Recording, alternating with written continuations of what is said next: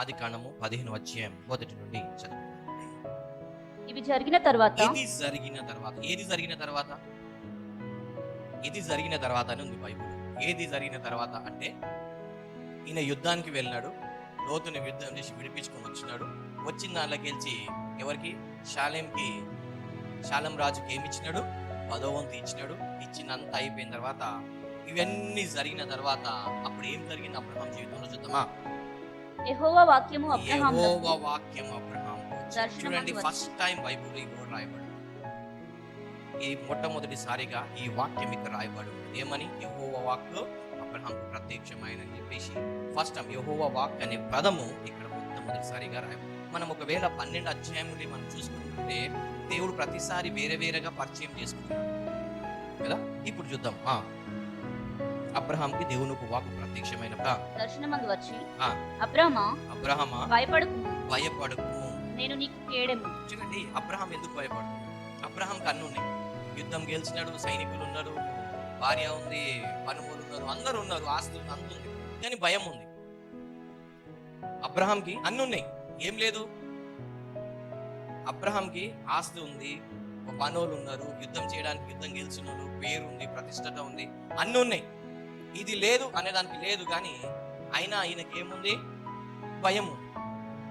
మన లైఫ్ లో కూడా, మన జీవితాలలో కూడా అన్ని ఉంటాయి, ఏదో ఒకటి ఉంటుంది. ఆ ఒక్కదాని కోసం మనకు భయం. మన లైఫ్ లో కూడా అబ్రహాం దాకా మనం అబ్రహాం సంతానమే కదా. సో మనకు కూడా దేవుడు అన్ని ఇచ్చాడు, ఇల్లు ఇచ్చాడు, భార్య ఇచ్చాడు, భర్త ఇచ్చాడు, పిల్లలు ఇచ్చాడు, అన్ని ఇచ్చాడు మనకు దేవుడు. కానీ ఏదో ఒకటి లోపంతో మనకేముంటది? భయం. అబ్రహాంకి ఏ విధంగా అయితే ఒక భయం అయితే ఉందో, ఇక్కడ ఉన్న ప్రతి ఒక్కరికి ఏదో ఒక భయం ఉంది. అందరికీ ఒకటే భయం ఉండదు, వేరే వేరే వేరే ఇష్యూస్ లో భయం ఉంటుంది, వేరే వేరే దాంట్లో భయం. అబ్రహాంకి ఏముంది? ఇక్కడ దేవుడు అంటున్నాడు ఏమని? భయపడకు. అంటే మనకు కూడా దేవుడు ఏమంటున్నాడు? భయపడకు. ఎందుకు? మన జీవితాల్లో కూడా ఏదో ఒక భయం ఉంది. కొందరికేమో ఈ అప్పు ఎట్లా తీరుతుంది భయం, కొందరికేమో ఈ పని ఎట్లా జరుగుతుంది భయం, కొందరికేమో నా ఆరోగ్యం గురించి పని, కొంతమంది పెళ్లి కోసం భయం ఉంటుంది, కొంతమంది ఏమో ఉద్యోగాల కోసం భయం ఉంటుంది, కొంతమంది ఏమో ఏదో గొడవల కోసం భయం ఉంటుంది, కొంతమంది పోలీస్ కేసుల కోసం భయం, కొంతమంది కోర్టు కేసుల కోసం భయం ఉంటుంది, కొంతమంది ఆస్తి పాస్తుల గొడవల కోసం భయం ఉంటుంది, కొంతమంది చంపేస్తారని భయం ఉంటుంది, కొంతమంది ఏదో కొందరికి దేవుని చిత్తం నెరవేర్చలేదని భయం ఉంటుంది. అందరికీ ఏదో ఒక భయం అనేది ఉంది. ఉందా లేదా? ఉంది కదా. అయితే దేవుడు ఏమంటున్నాడు? ఇప్పుడు అబ్రహాం కూడా అన్ని ఉన్నాయి, కానీ ఏదో ఒక భయం అయితే వెంటాడుతుంది. అది దేవుడు గ్రహించినాడు. ఇక్కడ దేవుడే డైరెక్ట్ దర్శించినాడు. మనకు కూడా దేవుడే ఈరోజు డైరెక్ట్ గా దర్శిస్తున్నాడు. భయపడకు అని. ఏ ఇష్యూలో అయితే నువ్వు భయపడుతున్నావో ఆ ఇష్యూ గురించి దేవుడు ఆలోచిస్తున్నాడు. ఇప్పుడు అబ్రహాం ఏ విషయం అయితే భయపడుతున్నాడో ఆ విషయం ఎవరికి తెలుసు? ఈ రోజు ఇక్కడ ఉన్న మనమందరం ఈ వాక్యం ఇంట్లో ప్రతి ఒక్కరు ఏ విషయం అయితే నువ్వు భయపడుతున్నావో ఆ విషయం గురించి ఎవరు ఆలోచిస్తున్నారు? దేవుడు ఆలోచిస్తున్నాడు.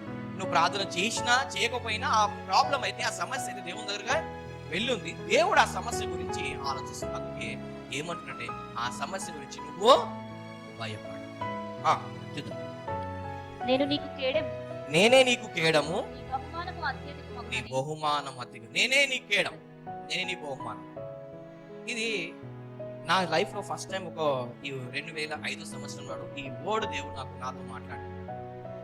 కల్లో వచ్చి సేమ్ అబ్రహాంకి దర్శనం ఉంటే నాకు నేనే నీ కేడం, నేనే నీ రివార్డ్ అంటే నాకు అర్థం కాలేదు. దేవా, నువ్వు నా రివార్డ్ ఏంటి? ఎవరైనా ప్రైజ్ అంటే ఏమనుకుంటారు? గిఫ్ట్ అంటే, బహుమానం అంటే ఏమనుకుంటాం? ఏదో వస్తువు ఏదో ఇస్తే మనకు సంతోషం అవుతుంది కదా. దేవుడేమో నేనే నీ బహుమానం అంటే నాకు అర్థం కాలేదు. నువ్వు నా బహుమానం ఏంటి ప్రభువా? నాకు అప్పుడు అర్థం కాలేదు. తర్వాత నాకు చాలా కాలం తర్వాత అర్థమైంది దేవుడు బహుమానం అంటే. చూడండి, ఇప్పుడు మన పిల్లలు, మా ఇమానుయేల్ ఇస్సాకు ఇస్సాక్కి వాడు ఏదో అప్పు చేస్తాడు, లేకపోతే ఏదో కొట్లాడతాడు, లేకపోతే ఏదో భయపడతాడు, లేకపోతే ఏదో కొట్టుకొని ఏదో సంథింగ్ చేసి వస్తాడు. వాడికి డబ్బులు కావాలి, ఏదో కొనుక్కోవడానికి ఏదో కావాలి. అంతనికి ఏం లేదు, వాడు బాధపడుతుంది. నేనంట, అరే ఎందుకు రా భయ్, నేనున్నా కదా నీకు. ఏమంట? నేనున్నా కదా నీకు అంట. అంటే నేనున్నానంటే దాని అర్థం ఏంటిది? నీదన్నీ నేను చూసుకుంటా. నీ స్కూల్ ఫీజా నేను కట్ట, నీకు బట్టలు కావాలన్నా నేను చూసుకుంటా, నీకు తిండి కావాలన్నా నేను చూసు, నువ్వు ఇక్కడ పోవాలనుకుంటున్నావా నేను చూస్తాను. నీకు డబ్బులు ఎందుకు? నీకేం కావాలో చెప్పు, నేను ఏం చేస్తా? ప్రతి పిల్లలు ఏం చేస్తారు?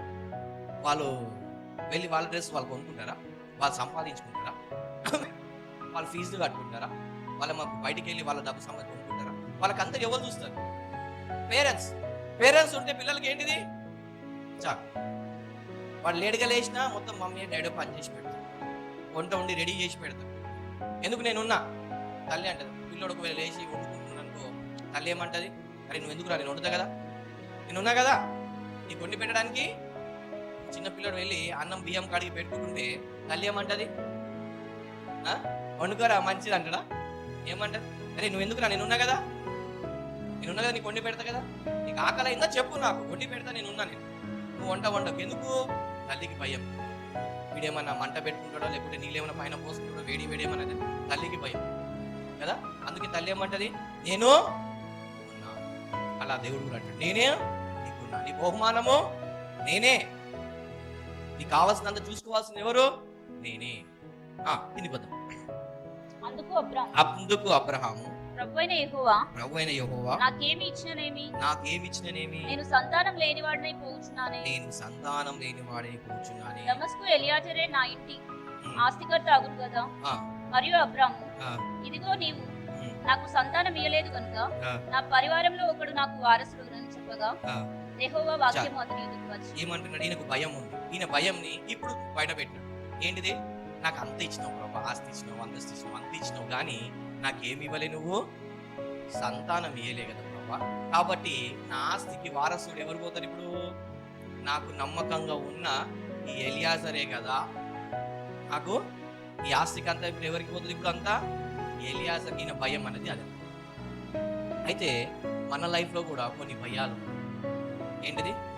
అరే వీడికి వెళ్ళిపోతుందా, ఇదంతా వీడికి వెళ్ళిపోతుందా, ఈ దీవెనలన్నీ వీడికి వెళ్ళిపోతాయా అన్నట్టు మనకు కూడా ఏదో విషయంలో భయం. కానీ దేవుడు మన ఆలోచనలు వేరే, దేవుడు ఒక ఆలోచనలు వేరే. చూడండి, దేవుడు దర్శించినప్పుడల్లా మనిషి జీవితం మారుతా ఉంది. ఇప్పుడు ఇక్కడ దేవుడు అబ్రహాం జీవితం దర్శించి అబ్రహాం జీవితంలో ఉన్న లోటుని ఏ విధంగా దేవుడు బయటికి తీసుకుంటూ చూద్దామా? యెహోవా వాక్యం అతని యొద్దకు వచ్చి ఇతడు నీకు వారసుడు కాడు. ఇతడు వారసుడు బాబు. నీ ఆలోచనలు వేరే, నా ఆలోచనలు వేరే. నువ్వు అనుకున్నామో లైఫ్ లాంగ్ అంతా ఇదే జాబ్ లో సెట్ అయిపోతాను ఆయన. నువ్వు లైఫ్ లాంగ్ ఆ జాబ్ లో సెట్ కావు. లైఫ్ లాంగ్ అంటే ఇదే వ్యాపారం చేస్తున్నావు బాబు, లైఫ్ లాంగ్ అంటే నీకు అదే వ్యాపారం ఉండదు. నువ్వు మళ్ళా చేయండి. నా బతుకంతా ఇదే, నీ బతుకంతా అట్లా ఉండదు. నీ బతుకు నా జీవితం అంతా ఏడుపు కాదు. కొంచెం ఆవు, నీ జీవితంలో ఏమవుతుంది? నవ్వు వస్తుంది. నువ్వు అనుకున్నట్టు నీ ఉద్దేశాలు నా ఉద్దేశాలు వేరే. నువ్వు అనుకుంటున్నావు ఏమీ లేదు అనుకుంటున్నావు, కానీ నీ పట్ల నాకు పెద్ద నీ గర్భవాసంలో పుట్టబోచున్న వాడు నీకు వారసుడగునని చెప్పాను. దేవుడు ఏమంటాడు? నేను నీకు ఓన్ ఒకటి ఇస్తాను. నువ్వు వేరే మీద ఆధారపడుతున్నావు కదా, అది కరెక్ట్ కాదు. నా మీద ఆధారపడు. నేనే నీకు కేడము, నేనే నీకు బహుమానము, నేనే నిన్ను ప్లేస్ చేస్తాను. నువ్వు అనుకుంటున్నావు ఏంటిది? ఈయన నాకు సహాయం చేయట్లేదు, మా అత్తగారు సహాయం చేయలేదు, మా తల్లిగారు సహాయం చేయలేదు, మా ఫ్రెండ్స్ సహాయం చేయలేదు, బ్యాంక్ లో లోన్ ఇవ్వట్లేదు, వీడు నాకు ఇవ్వట్లేదు అని నువ్వు అనుకుంటున్నావు. చూడు, కాదు నాయన, నీకు సహాయం చేయడానికి ఎవరున్నారు? నేనే. నీ బహుమానము, నీ కేడము, నీకు సహాయం చేసి వాడును నేనే నీకు బహుమానం ఇస్తాను. నేనే నీకేమిస్తా? గర్భఫలం యెహోవా ఇచ్చు, నేనే నీకు బహుమానం ఇస్తా. మరియు ఆయన వెలుపలకి అతన్ని తీసుకుని వచ్చి నీవు ఆకాశం వైపు తేరి చూచి నక్షత్రములను లెక్కించుటకు నీ చేతనైతే లెక్కించుమని చెప్పి. చూడండి, ఈ దర్శనం ఈయనకి ఎప్పుడు కనిపిస్తుంది? రాత్రి పూట కనిపించినప్పుడు కళ అంటే. ఈయన పగటి వేళలా ఈయనకు దేవుడు దర్శించి పగటి వేళ మాట్లాడుతున్నాడు. చూడండి, పగటి వేళ ఇక్కడ నక్షత్రాలు కనిపిస్తాయా? ఇక్కడ దేవుడు ఈయనకు ఏం చేసినాడు? చేంజ్ ఆఫ్ ప్లేస్ చేస్తాడు. ఏంటిది? నువ్వు ఇంటికెళ్ళి బయటికి రానైనా చూడు, ఆకాశం వైపు చూడాలి. ఎందుకంటే ఈ రోజు కూడా మనమందరము ఏంటిది, ఏదో ఊహలో మైండ్లో ఏదో ఫిక్స్ చేసుకొని శారీరకంగా నా జీవితం ఇంతే, నేను ఏ బాగుపడను, నా కుటుంబం ఇంతే, నా పరిస్థితులు ఇంతే అనుకుంటా నువ్వు ఫిక్స్ అయిపోయి ఉండొచ్చేమో. దేవుడు అని నువ్వు భయపడకని చెప్పేసి దానికి దేవుడు ఏం చేస్తున్నాడు? వాగ్దానానికి చూపించడానికి, నీకు నమ్మడానికి, ఆ అపనమ్మకం నుండి దేవుడు ఏం చేస్తున్నాడు? నమ్మకమైన దాన్ని తీసుకొస్తాడు. అబ్రహాంని ఏం చేసినాడు దేవుడు? లోపడుండి అన్ని అపనమ్మకమైన, ఎందుకంటే ఆయన ఆలోచనలన్నీ, ఆయన పరిస్థితులన్నీ అలాగ అయిపోయినాయి కాబట్టి అదే విధంగా ఆలోచిస్తున్నాడు. అప్పుడు దేవుడు ఏం చేసినందుకు? ఆ అపనమ్మకం నుండి, ఆ అవిశ్వాసం నుండి దేవుడు ఏం చేస్తున్నాడు? బయటికి ఏముంది అక్కడ? మరియు ఆయన వెలుపలికి అతన్ని తీసుకొని వచ్చి దేవుడు తీసుకొస్తున్నారు. అండి అబ్రహాంని దేవుడు ఎక్కడ తీసుకొస్తున్నాడు? బయటికి. లోపలికా బయటికా? ఎందుకు? ఆయనకున్న ఆలోచన నుండి, ఆయనకున్న భయాన్ని నుండి దేవుడు ఏం చేస్తున్నాడు? ఆయనకున్న దర్శనం నుండి దేవుని దర్శనానికి, దేవుడు ఒక ప్లాన్కి దేవుడు ఏం చేస్తున్నాడు? వెలుపలికి తీసుకొచ్చి చూపిస్తున్నాడు. ఏంటిది? పగటి పూట నీకు చుక్కలు చూపిస్తున్నాడు దేవుడు. చూడండి, ఆయన ఆకాశ నక్షత్రాలు కనిపిస్తున్నాయి కదా, నీకు చేతనైతే లెక్క పెట్టు, జీవితాంతం లెక్క పెట్టుకున్నాడు అవి నక్షత్రాలు లెక్క పెట్టు. చూడండి ఇక్కడ, నీవు ఆకాశం వైపు తేరి చూచి అంటే ఇంతవరకు కిందికి చూస్తున్నావు, నువ్వు పక్కకు చూస్తున్నావు కానీ పైకి చూడట్లేదు. ఇప్పుడు దేవుడు అంటున్నాడు, బాబు ఇప్పుడు పైకి చూడు. పైన ఎవరున్నారు? నీకు అవసరతల కోసం, నీ అక్కర్ల కోసము ఆ మనిషిని ఈ మనిషిని ఇటు చూస్తున్నావు, కిందికే చూస్తున్నావు కానీ పైన నువ్వు చూడట్లేదు. ప్రతి నీ అవసరాల కోసం, నీ ప్లాన్స్ కోసం ఎక్కడ చూస్తున్నావు నువ్వు? వాళ్ళకో, వీళ్ళకో, తల్లిదండ్రులకో, అత్తగారికో, ఫ్రెండ్స్కో, బ్యాంకో, దానికో, దీనికో, ఎవరికో నువ్వు ఆధారం పడి ఎవరికో చూస్తున్నావు కానీ పైన చూడట్లేదు. ఇప్పుడు ఏమంటున్నాడో దాని నుండి బయటికి వచ్చి ఇప్పుడు నువ్వు పైన చూడు. ఎవరికి పైన ఎవరు ఉంటారు? దేవుడు. కొండరైతే నాకు తల్లిదండ్రులు, నాకు సహాయం ఎక్కడ నుంచి వచ్చింది? నాకు సహాయము యెహోవా. సహాయం ఇచ్చు యెహోవా. మనుషులు ఎంతైనా సహాయం చేస్తారు, మనుషులు ఎవరైనా ఎంతగానైనా సహాయం చేస్తారు, అవునా? ఒకసారి రెండుసార్లు. మనిషే కదా, ఎంతైనా సహాయం చేస్తాను. ఒక వ్యక్తి మీద ఎంతమైనా ఆధారపడతాను కదా, కానీ దేవుడి మీద ఆధారపడితే అన్లిమిటెడ్ హెల్ప్ వస్తుంది. నువ్వు ఎప్పుడైతే దేవుడి మీద ఆధారపడతావో, చూడండి, ఈయనేమో ఎలియాజర్ అని ఫిక్స్ అయిపోయినాడు, దేవుడేమో బయటకు తీసుకొచ్చి, చూడండి ఆయన నా మీద ఆధారపడు, నువ్వు లెక్క పెట్టగలుగుతావా? దమ్ముందా లెక్క పెట్టండి.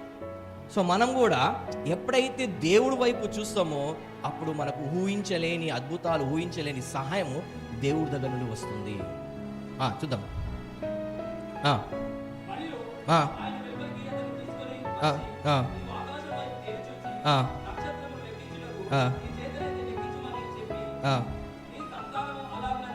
ఈయనకేమో ఒక సంతానం లేదు, వయసు అయిపోయింది, మొత్తం ప్రపంచ ప్రకారం మొత్తం అసాధ్యము. దేవుడు తీసుకొచ్చి, బాబు ఇగో నీకు చాతనైతే లెక్క పెట్టు, ఇంత నాకాశ నక్షత్రాలక నీకు ఏం చేస్తాని సంతానాన్ని అనగానే అబ్రహాము నమ్మినాడా నమ్మలేడా? చూద్దాం కిందకి వచ్చినప్పుడు 6వ వచనము. అతడు ఎవరు నమ్మినాడంట? దేవుడు చెప్పింది అబ్రహాం అక్షరాల ఏం చేసినాడు? వయసు అయిపోయినప్పటికీ, సిచ్యువేషన్స్ అన్నీ ఏ విధంగా నెగిటివ్ ఉన్నప్పటికీ, ఏమైనప్పటికీ, అవిశ్వాసం ఉన్నప్పటికీ, లోకం మీద ఎంత వారు సహాయం చేయట్లేదు, వీడు సహాయం చేయలేదు, అందరూ మోసం ఎన్ని ఉన్నప్పటికీ దేవుడు బయటకు తీసుకొచ్చి రాగానే ఈయన ఎవరిని నమ్మడం మొదలుపెట్టినాడు?